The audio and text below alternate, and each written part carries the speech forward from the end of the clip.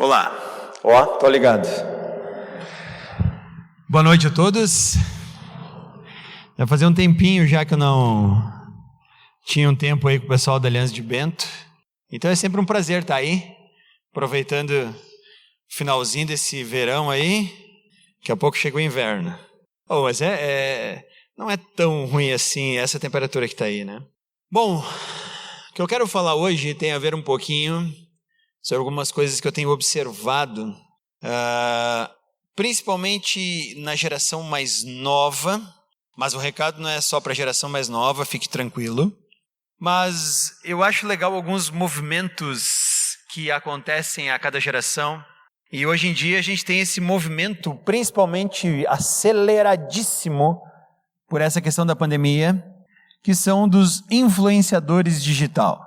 Já deve ter ouvido alguma coisa sobre esse pessoal aí que está nas redes, no YouTube ou em algum outro lugar. E essas pessoas, então, elas são formadoras de opinião. E elas têm a incrível capacidade de atrair, vamos dizer assim, diversos seguidores. É uma outra coisa que a gente teve que, da minha geração em diante, aprender a conviver com esse termo, seguidor. E muitas pessoas gravitam ao redor dessas pessoas, que são então formadoras de opinião, e essas pessoas então estão sendo direta ou indiretamente influenciadas por suas opiniões, pelo que elas dizem a respeito de tudo o que você pode pensar. Pode ser alimentação, pode ser roupas, pode ser tendências arquitetônicas, pode ser qualquer coisa que você imaginar. Uma opinião moral, uma opinião jurídica, os assuntos, ciências, história, enfim. A gama é repleta de pessoas nas mais diversas áreas que estão por aí influenciando. Todas as pessoas. Isso não é um movimento dessa geração. A única diferença é que a geração atual tem isso nos meios eletrônicos.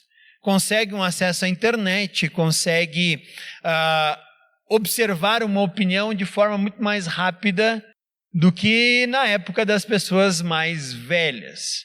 Por exemplo, uma vez, se eu quisesse procurar a opinião de alguém sobre determinado assunto, eu tinha que pegar um ônibus, ir até uma biblioteca, e aí lá na biblioteca eu chegaria para a pessoa da biblioteca, a bibliotecária, e diria assim, olha, eu estou procurando tal assunto. Ela vinha lá com um monte de códigozinhos e dizia, esses são os livros que falam sobre isso. Aí você ia até a prateleira, um código quase indecifrável, procurar o teu livretinho, e aí você ia sentar e você ia ter que ler para saber como é que você seria influenciado ou como você interagiria com aquela opinião. Então a questão não é que os influenciadores, eles são novidade no mundo. A grande diferença é que hoje nós temos uma grande quantidade de influenciadores e uma quantidade maior ainda de pessoas com acesso a essas informações a fim de serem influenciados nas mais diversas áreas. Tanto que hoje, influenciador digital é uma das categorias de profissão mais procuradas para as pessoas. Então elas vão lá e tentam se jogar e vamos lá, abram um canal no YouTube e vamos ver o que dá. Se começar a dar bastante like, daqui a pouco o YouTube vai começar a me monetizar, vai começar a pagar os meus acessos, as pessoas que acessam, ou eu vou arrumar patrocinadores que vão me pagar para falar alguma coisa no início. Então hoje ser influenciador digital é uma profissão extremamente procurada. Na minha época não era tanto ser influenciador uma profissão. Na verdade, você procuraria algo para fazer. Se você se destacasse bastante, você se tornaria uma referência naquele assunto. Uma vez que você se tornasse referência naquele assunto, você então era um influenciador por tabela. Antigamente não se procurava ser muito influenciador. Se procurava ser bom profissional, para quê? Porque o bom profissional ele teria, então, uma procura de pessoas para entender os seus processos e tudo mais. Hoje em dia não, o pessoal já quer ser influenciador, não sabemos do que. Então vamos fazer o quê? Não sei, larga um canal de YouTube e vamos ver o que o pessoal curte. Dependendo do que o pessoal curtir, vamos andar nessa área aí. Mas o que me chama a atenção? Se nós sempre fomos influenciados, se alguém sempre pôde nos dirigir nos mais diversos assuntos, é porque nós, como seres humanos, temos um grande problema. Qual é o nosso grande problema? Nós não temos e não nascemos com uma identidade formada. Porque se nascêssemos com uma identidade formada, para que precisaríamos de influenciadores? Nós já teríamos a nossa identidade. E a partir daí, não precisaríamos que ninguém dissesse quem nós somos, o que vamos fazer, como vamos fazer, o que vamos pensar, que muitos desses assuntos são exatamente o que os influenciadores fazem. Eles dizem o que você vai pensar, sobre o que você vai pensar e como você deve se portar nas mais diversas áreas. Então nós, seres humanos, temos uma crise de identidade desde o princípio. E é com isso que eu quero que nós trabalhemos hoje. É com essas ideias que eu gostaria que nós pudéssemos interagir hoje. Primeira pergunta que eu faço, e não é para você responder agora, se você quiser responder mentalmente, fica tranquilo aí. Mas a pergunta que eu faria é: quem me influencia? Quem me influencia? Quem diz os valores que eu tenho que reproduzir nas mais diversas áreas da minha vida? Aonde está a minha identidade? Porque uma vez que eu conheço minha identidade, é dali que eu tiro os meus valores e tudo mais. Como nós estamos nessa área? Talvez eu diga, não, ninguém me influencia. Eu vou dizer para você, não seja tão ingênuo. A todo momento tem sempre alguém dizendo o que, como, quando, por que fazemos o que fazemos. Pensamos o que pensamos, consumamos o que consumimos, vamos assistir o que nós vamos assistir. Sempre você está sendo, direta ou indiretamente, influenciado a fazer qualquer coisa. Então a minha pergunta é, quando levantamos de manhã, o que realmente nos é o incentivador, o nosso motor? E é isso que eu quero que nós trabalhemos hoje, então. Para isso, eu quero abrir com vocês um texto. Está lá no mais famoso versículo que você vai encontrar na Bíblia, que provavelmente é João 3,16. A maior parte dos presentes aqui saberia declarar João 3,16 de cor. Mas pouquíssimos de nós realmente entende o contexto no qual está inserido João, capítulo 3, versículo 16. Então eu quero te convidar a abrir o Evangelho de João, capítulo 3, e nós não vamos lá para o 16, nós vamos ler a partir do versículo 1, e nós vamos até o 17. Tranquilos aí? Então vamos dar uma olhadinha sobre o que fala esse texto, e como podemos estabelecer a nossa questão de identidade a partir dessa conversa de Jesus com um homem extremamente religioso, com um coração extremamente sincero e com sede de identidade. Certo? Então, João capítulo 3, aí que a minha Bíblia aqui não... Eu mandei vocês, pedi para vocês abrirem lá e não abri a minha. Aqui, beleza, então tá. Vamos lá, João capítulo 3, versículo 1 diz assim: havia um fariseu chamado Nicodemos, uma autoridade entre os judeus. Ele veio a Jesus à noite e disse: Mestre, sabemos que ensinas da parte de Deus, pois ninguém pode realizar os sinais miraculosos que está fazendo, se Deus não estiver com ele. Em resposta, Jesus declarou: digo-lhe a verdade, ninguém pode ver o reino de Deus se não nascer de novo. Perguntou Nicodemos: como alguém pode nascer sendo velho? É claro que não pode entrar pela segunda vez no ventre da sua mãe e renascer. Respondeu Jesus: digo-lhe a verdade, Ninguém pode entrar no reino de Deus se não nascer da água e do Espírito. O que nasce da carne é carne, o que nasce do Espírito é Espírito. Não se surpreenda pelo fato de eu ter dito, é necessário que você nasça de novo. O vento sopra onde quer, você o escuta, mas não pode dizer de onde vem nem para onde vai. Assim acontece com todos os nascidos do Espírito. Perguntou Nicodemos, como pode ser isso? Disse Jesus, você é mestre em Israel e não entende essas coisas? Asseguro-lhe que nós falamos do que conhecemos e testemunhamos o que vimos, mas mesmo assim vocês não aceitam o nosso testemunho. Eu lhes falei de coisas terrenas e vocês não creram. Como crerão se eu falar em coisas celestiais? Ninguém jamais subiu ao céu, a não ser aquele que veio do céu, o Filho do Homem. Da mesma forma, como Moisés levantou a serpente no deserto, assim também é necessário que o Filho do Homem seja levantado, para que todo que nele crer tenha a vida eterna.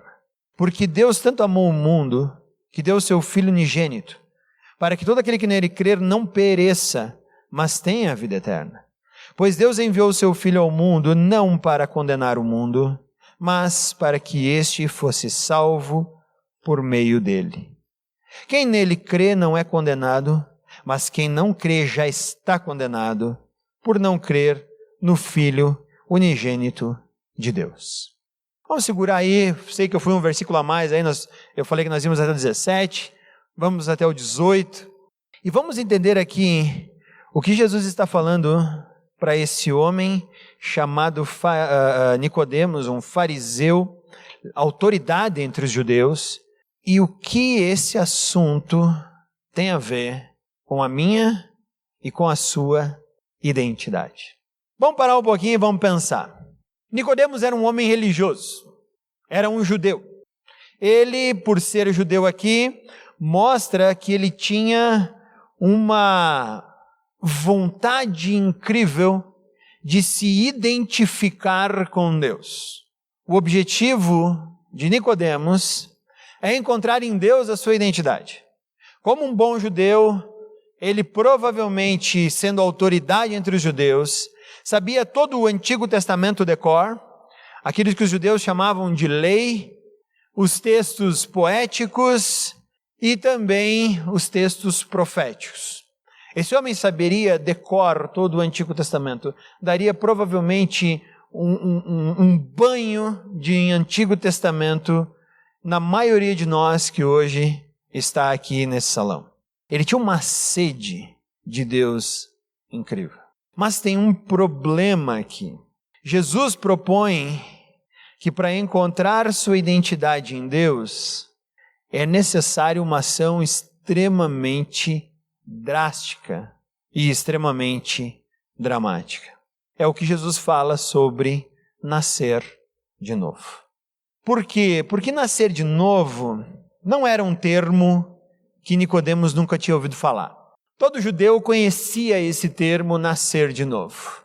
Ele era conhecido porque cada judeu que dava algum passo na direção de algum degrau religioso, entre aspas, os judeus diziam que ele havia nascido de novo.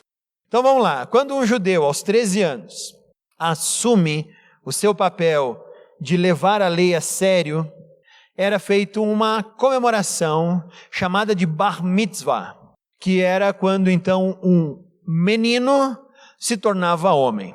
Veja bem, aos 13 anos. Hoje está cada vez mais distante. Na minha época você se tornava homem aos 18.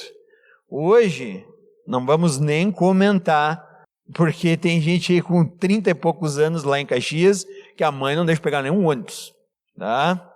Nunca é dramático. Mas ok, vamos lá. Cada um na sua época. E eu aos 13 anos provavelmente não saberia muita coisa.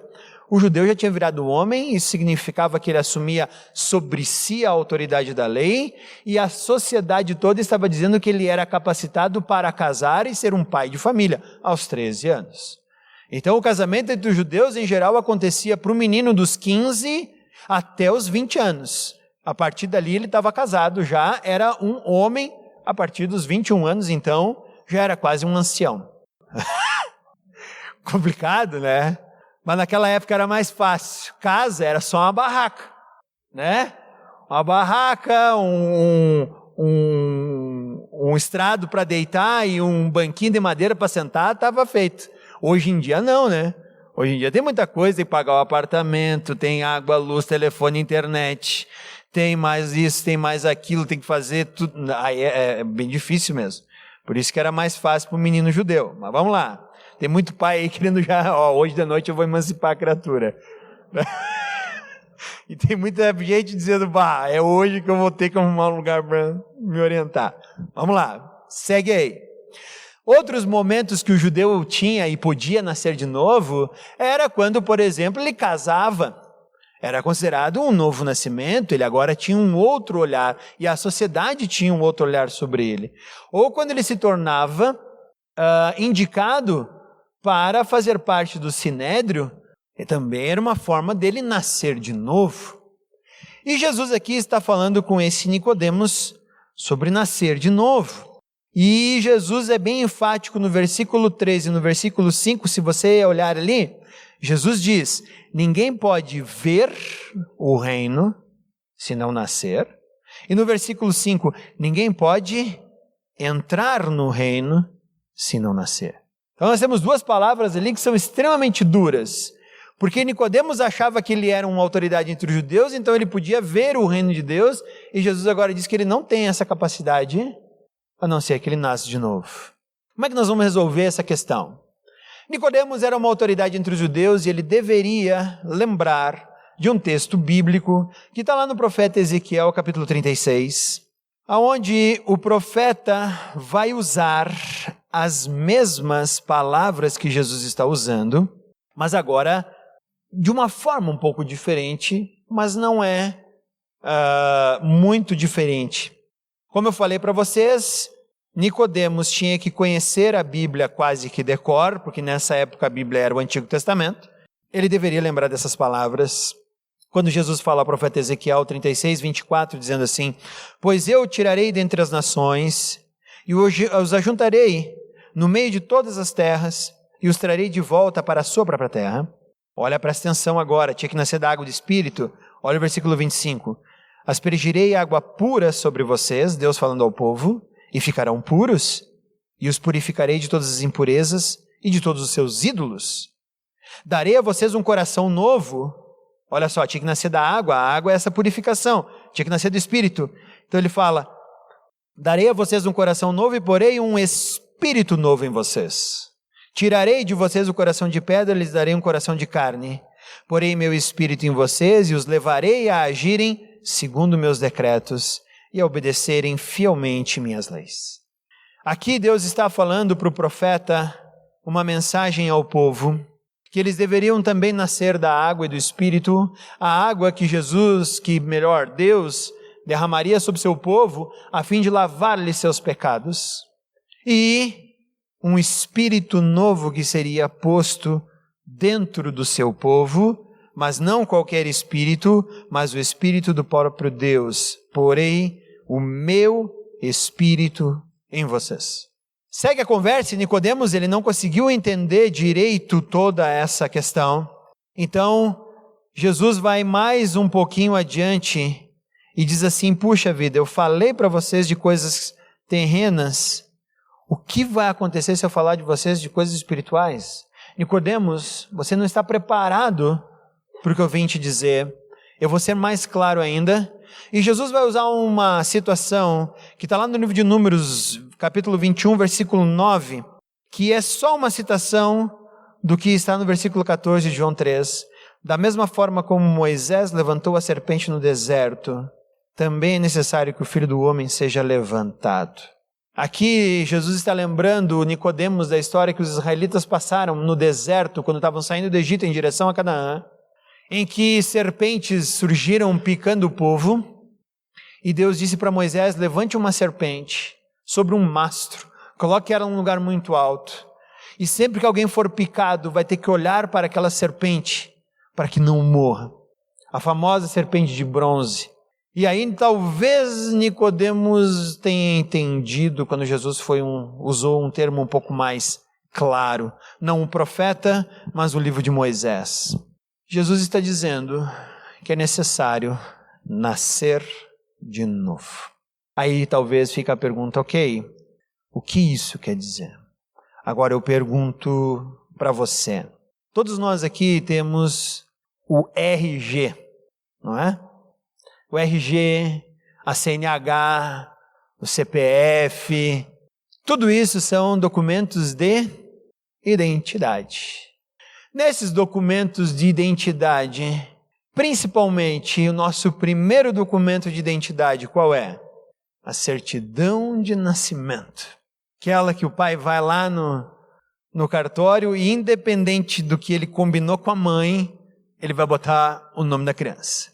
Por que eu digo isso? Porque volta e meia tem pai que bota o nome e tá nem aí porque a mãe falou. Eu tenho uma prima que chama Flávia, mas o meu tio saiu do quarto do hospital com a recomendação da minha tia. O nome dela é Simone, tá? Tá bom, tu vai ficar aí, eu vou trazer o registro. Chegou lá, qual é o nome? Flávia. Tá, mas peraí, como assim? Flávia, eu botei o nome de Flávia, deu, pronto, acabou. É uma briga que tem durado já uns 36 anos.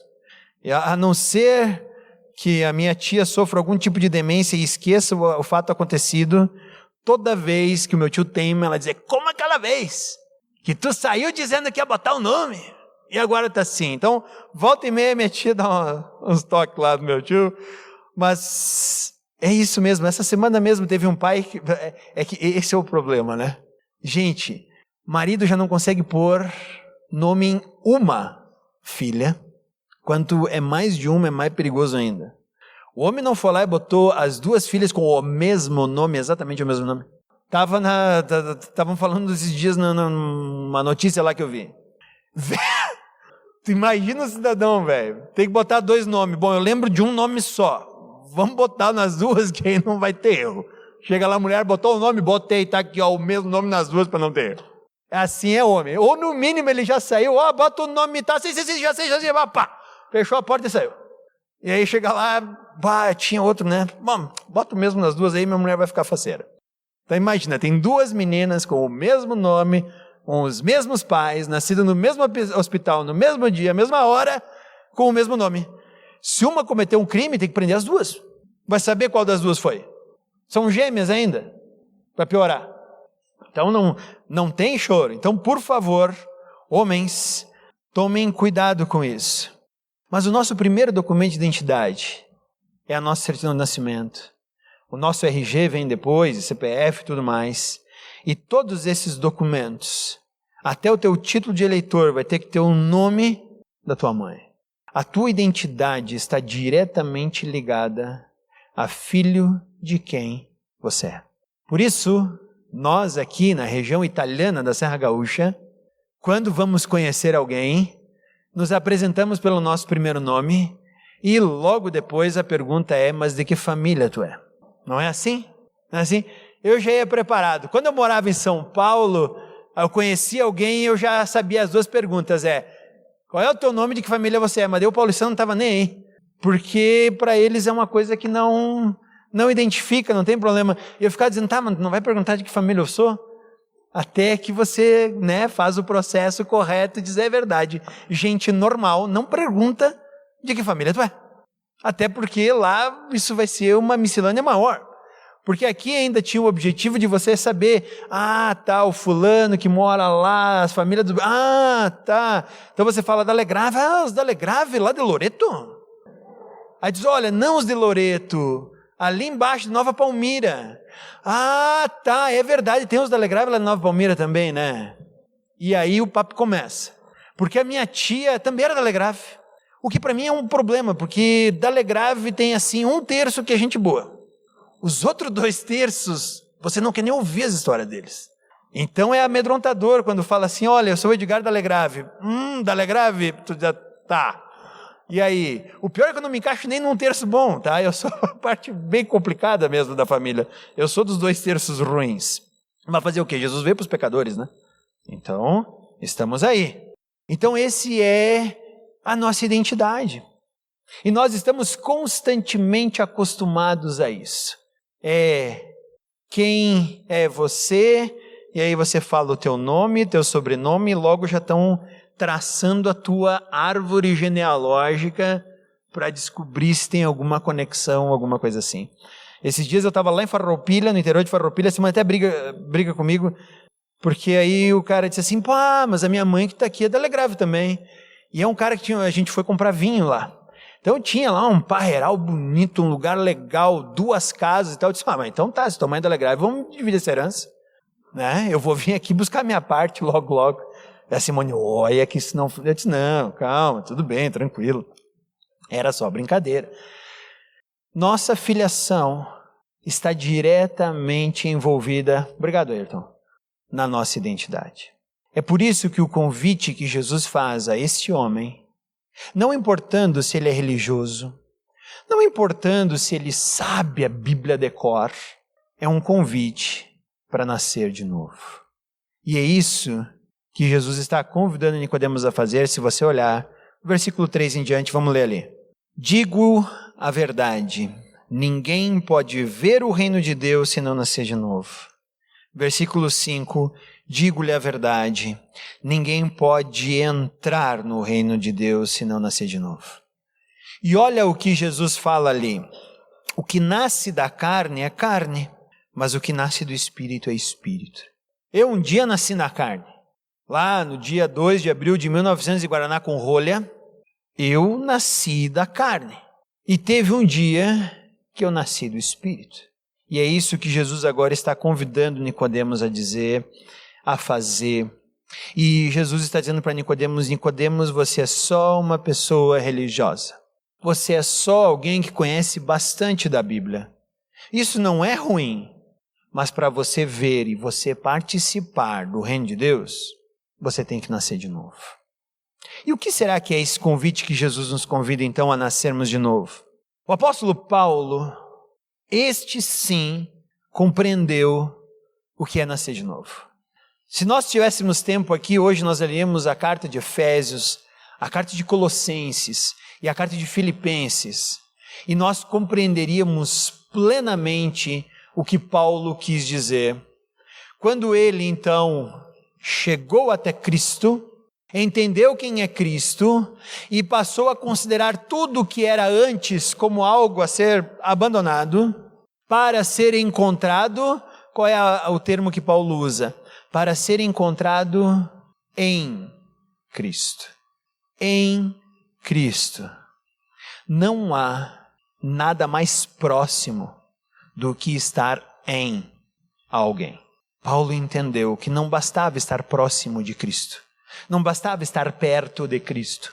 Não bastava achar que Cristo é um bom professor de bons ensinos. Não basta estar ali do lado de Cristo se nós não estivermos em Cristo. Então Jesus está dizendo que cristianismo é um convite para nós nascermos de novo. E nascer de novo é extremamente profundo, porque como eu falei para vocês, tiramos identidade da nossa filiação. Então Paulo volta e meio dizia que tudo que ele fazia era porque ele era encontrado em Cristo, para a glória de Cristo, e ele fazia o que fazia porque fazia com os valores de Cristo. Isso significa nascer da água e nascer do Espírito. Ser completamente lavado pela água purificadora que Deus proporciona para nós. Jesus vai falar em João capítulo 4 com a mulher samaritana que ele é a fonte de água viva. E depois Jesus vai apresentar que é necessário nascer da água purificadora e do Espírito que Deus proporciona para que nós tenhamos em nós. Isso é nascer da água e do Espírito. Significa que a partir daí toda a nossa identidade passa a estar em Cristo. E aí eu comecei dizendo que todos nós temos uma crise de identidade. Essa crise de identidade iniciou lá no Éden. Perdemos a nossa identidade em Deus e passamos a procurar nossa identidade em tudo quanto é outra coisa. E aí está o que eu digo para nós, então, quando nós corremos atrás dos influenciadores do mundo. Sejam eles digitais ou não, sejam eles virtuais ou não, estamos procurando nossa identidade, enquanto Deus está dizendo, tua identidade está em mim. Ninguém é capaz de te dar mais identidade do que teu pai e tua mãe, de quem você veio.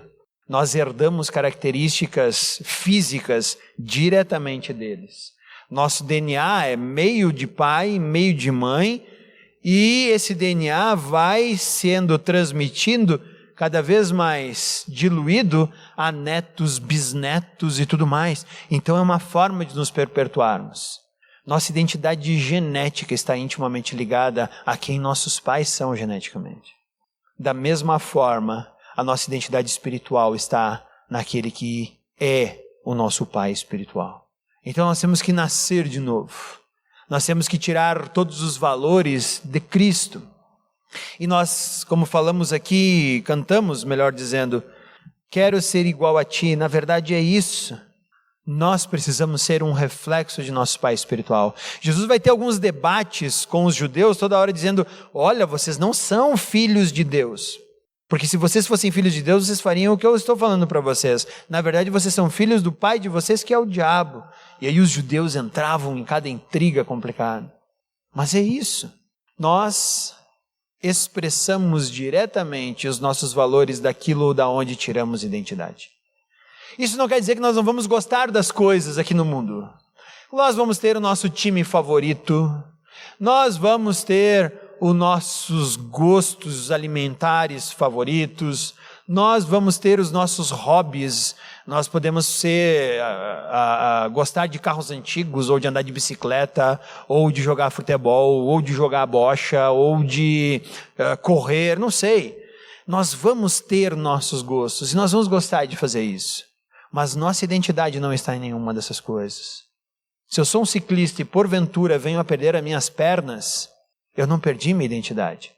Se eu sou um jogador de futebol e porventura tenho algum tipo de contusão que me impede de jogar futebol novamente, eu não perco minha identidade. Se eu gosto de carros, mas porventura tenho algum problema financeiro que me impede de comprar um carro, de ter um carro, de manter o carro que eu tinha, eu não perco minha identidade. Eu perco só meu hobby. Se chega uma pandemia, nos coloca para dentro de casa, nos força a ficar com as famílias. Esses dias tinha um pedindo lá em Caxias, a segunda onda a gente passa com a mesma família ou a gente pode trocar? Né? Porque a pandemia pegou valendo, né? Tinha gente já querendo, vamos fazer o seguinte, vamos trocar, né? Pelo menos mandar os filhos para algum lugar. Já lá em Caxias tinha gente negociando isso. Mas se vem uma pandemia e nos coloca em uma situação em que nós não gostaríamos de estar, não perdemos nossa identidade. Porque nossa identidade está em Cristo, escondida nele e com ele. Então o Cristo vem fazer um convite a cada um de nós, que é o versículo 16 e 17, aquele que nós já sabemos de cor, mas vamos ler de novo. Porque Deus tanto amou o mundo, que deu o seu Filho unigênito, para que todo o que nele crer não pereça, mas tenha a vida eterna.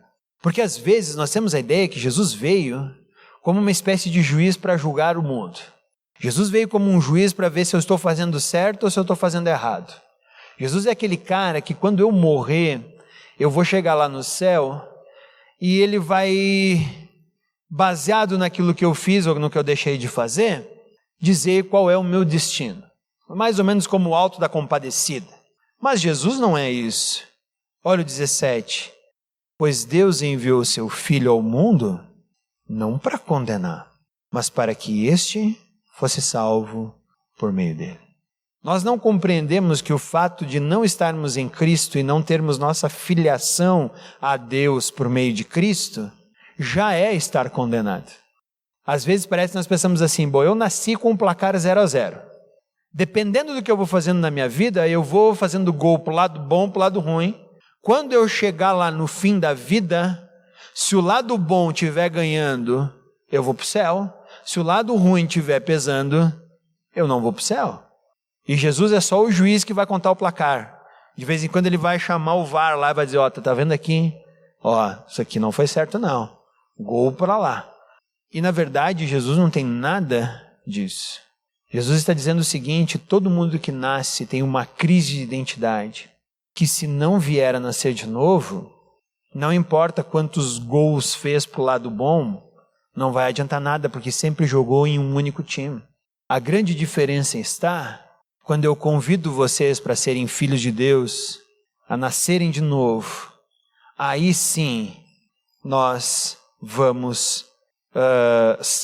somos salvos. Por quê? Porque Deus me trouxe não para condenar, mas para que esse fosse salvo por meio de mim.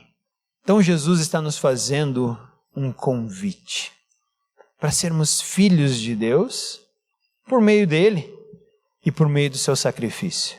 Essa é a parte boa de ser do lado ruim da família da Alegrave, porque eu jamais ia conseguir comprar a minha própria salvação, mas Cristo pode fazer isso por mim.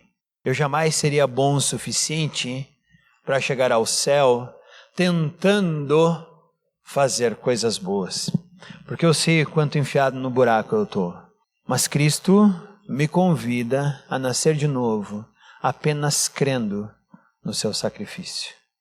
Então esse homem religioso achava que tinha feito coisas boas o suficiente para já estar no reino de Deus. E Jesus diz, ninguém pode ver e ninguém pode entrar no reino de Deus, a não ser que nasça de novo Nicodemos. E Nicodemos, tá, mas eu tenho que voltar para o ventre da minha mãe, tenho que voltar a fazer tudo de bom que eu estava fazendo. E Jesus diz, não, é só crer em mim, no meu sacrifício. E a partir dali encontrar a identidade em Deus. Encerrando nossa conversa hoje, lembra que eu fiz as perguntas no início. E a primeira delas é, quem é você? Segundo, quem te influencia? Terceira, o que você vai fazer com isso? Se nós estamos em Cristo, não importa o que aconteça no mundo, a resposta a quem é você é eu sou filho de Deus. Se eu estou em Cristo, a resposta à segunda pergunta é quem me influencia, de onde tiro identidade? Do meu Pai Celestial. Ele é o padrão de todas as coisas pelas quais eu ajo. E a terceira, o que vamos fazer com isso? Vamos continuar vivendo na terra, sendo reflexos do nosso Pai que está no céu, para na maior parte possível do tempo, atrair pessoas a serem filhas de Deus como eu sou. Então não importa se nós estamos em uma pandemia, não importa se nós estamos com uma crise financeira, não importa se nós estamos em uma crise matrimonial, não importa se eu não sei mais o que fazer com os meus filhos, não importa mais se eu estou privado de um monte de coisas, porque minha identidade como filho de Deus não está em nenhuma dessas coisas. Por isso Paulo vai poder dizer, aprendi a viver contente em toda e qualquer circunstância, seja tendo muito ou seja não tendo nada. Por quê? Porque para mim o que importa é estar em Cristo. Então nós não somos o que somos pelo que temos, nós não somos o que somos pelo que vestimos, não somos o que somos pelo lugar onde moramos, não somos o que somos pelo carro que dirigimos, nós somos o que somos, porque o nosso Pai está no céu. Somos o que somos porque Cristo nos possibilitou sermos filhos de Deus. E é assim que eu acho que nós temos que viver agora aí fora, em um mundo que perdeu um tanto quanto da sua identidade por causa da situação de pandemia que estamos vivendo. É nosso momento de revelarmos a Deus para todos esses que estão por aí procurando um influenciador. Vamos baixar nossa cabeça, vamos orar? Senhor Deus, somos gratos pelo Teu Filho. Obrigado porque Jesus Cristo veio para nos tornar Teus filhos. Ele não veio condenar, Ele não veio nos julgar, Ele veio tão somente fazer o gracioso convite para fazermos parte da Tua família. E em Cristo nós podemos ser os Teus filhos. Em Cristo nascemos de novo.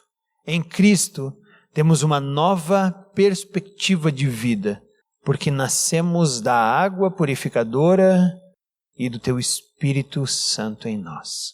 Obrigado por isso, Senhor, e que cada um de nós hoje possa estar convicto dessa verdade, possa estar convicto daquilo que Tu tens para nós, e possa dizer: eu estou em Cristo. Porque assim, Pai, nós sentimos o Teu amor fraterno, nós sentimos a Tua graça sendo derramada, nós sentimos o Teu consolo, mesmo em momentos que para nós são vergonhosos, mesmo em momentos que para nós são complicados, nós ainda assim podemos nos entregar nas Tuas mãos. Obrigado, Pai, por isso, e obrigado porque podemos declarar essa verdade ao mundo. Então esteja conosco em todos os momentos e em todas as circunstâncias, porque Tu és o nosso Pai, nós somos Teus filhos, e é em Ti que está a nossa identidade. Amém.